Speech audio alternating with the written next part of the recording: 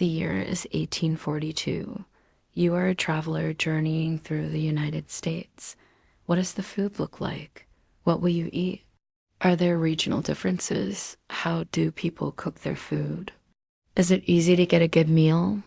If you're ready for a tasty trip back in time, then grab your bonnet and your baskets and let's travel to the 1840s and explore the wonderful world of American food.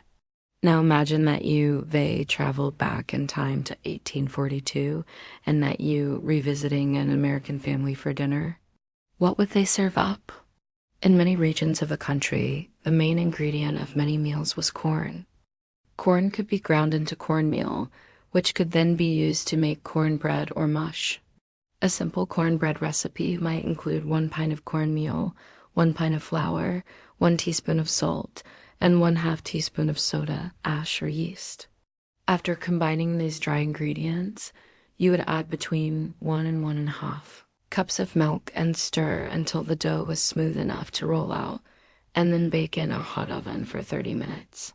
Corn was also a popular breakfast dish, served with milk, butter, molasses, or syrup. Dinner might consist of a thick porridge made by boiling cornmeal and water together with salt and molasses for seasoning. Thicker than modern grits, this dish was sometimes known as hominy or samp, and it was often eaten after being boiled for hours over a slow fire, meaning that the meal could last for several days. A very simple side dish was corn boiled whole in its husk.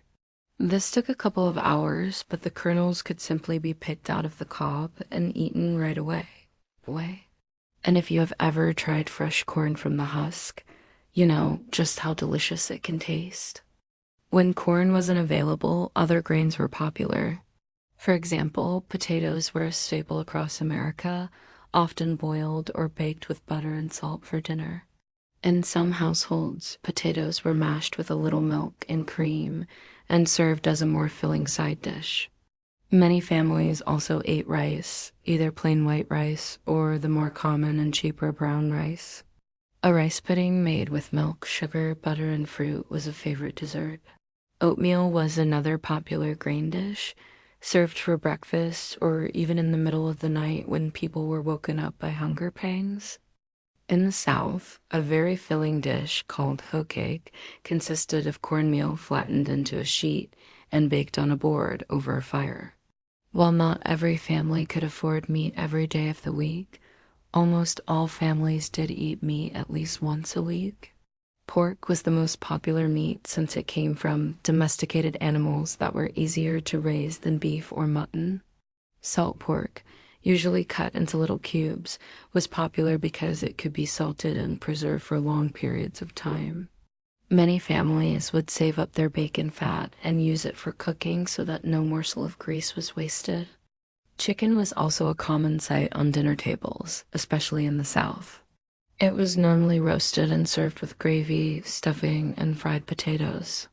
Turkey was eaten both in cities and on farms, and game birds such as quail and partridges were hunted in most regions of the country. Wild game such as venison and bear meat was plentiful in the western states. Venison steaks were brothy and tough, so they were best cooked slowly over a low fire. Buffalo or bison were plentiful in the Midwest and the Great Plains and were hunted for food. Bison meat was leaner than most beef, so it had to be cooked carefully so that it didn't become too dry. In New England, where forests were plentiful, families would use wood-burning stoves to roast meats and bake breads. But in many areas, cooking was done over an open hearth, where a fire was built on the floor and a kettle or iron pot was suspended above it. Iron pots were used for everything from baking bread to making soup to roasting meat. They were so important that some pioneers packed one in their wagon when they moved out west. Cast iron pots were durable and heat-resistant and would last for generations if cared for properly. They were also heavy, awkward to move, and expensive, with a price tag that was higher than the average person's annual wage.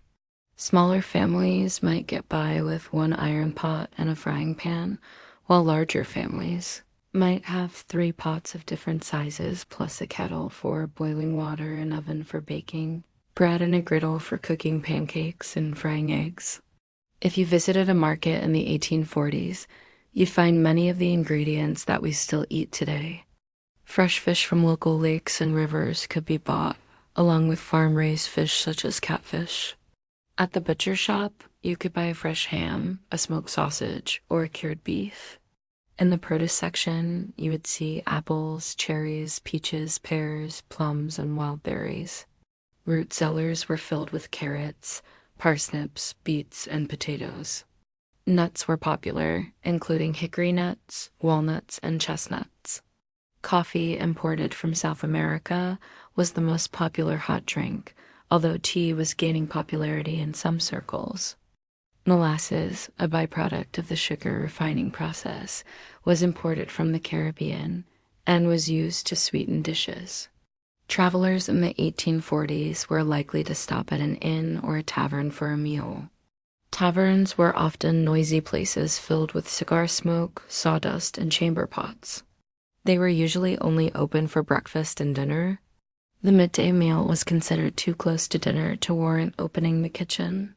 Most travelers expected a pretty standard meal, no matter where they stopped, consisting of a fixed soup or stew made with whatever vegetables were in season, as well as a piece of meat, usually pork or chicken, along with a slice of bread or cornbread for dessert. Pie was a popular choice, although tavern owners often substituted cheaper desserts like baked apples or dried fruit. Many taverns also served beer, cider, or whiskey with their meals. There were many different styles of cooking throughout the United States in the 1840s. In the southern states, enslaved people combined their West African heritage with ingredients found in the Americas. This resulted in new dishes and cooking techniques that became staples of American cooking. Some examples of African-inspired dishes included okra soup and gumbo, as well as corn dishes like cornbread, corn pone, and corn muffins. Many African-American families also preserved their foods, creating dishes like dried and smoked meats and pickled vegetables. The 1840s saw the beginning of large-scale immigration from Ireland. Irish immigrants brought their love of potatoes with them, and soon the spud became a common sight in kitchens throughout the country. Soda bread, made without yeast, was a quick bread that could be made with whatever ingredients the Irish immigrants had on hand. In Germany, there was a tradition of serving bread with a thin spread made with either pork fat or butter. This evolved into the American practice of serving buttered toast.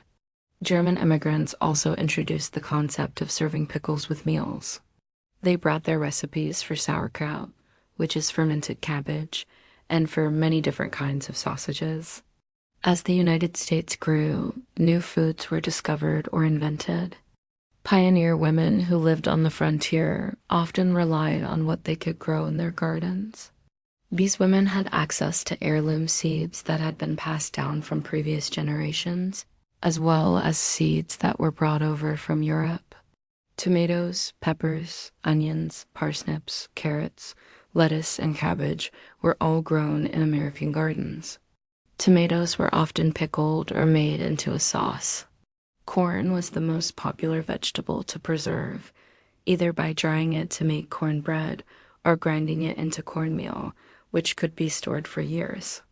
Beans were another protein source that could be dried and then rehydrated when needed. Soups and stews were common throughout the country, often containing a thick broth, chunks of vegetables, and dried beans, along with a piece of salt pork or ham bone for flavor. Stews were perfect for cold weather and could be left over for days, reheated and eaten again the next day. In the 1840s, travel was still difficult, so most Americans didn't get a chance to sample foods from other parts of the country. People living in the eastern states rarely got to try wild game or fresh fish from the west, and those living in the western states seldom saw fresh fruits or vegetables from the east. However, there were some exceptions.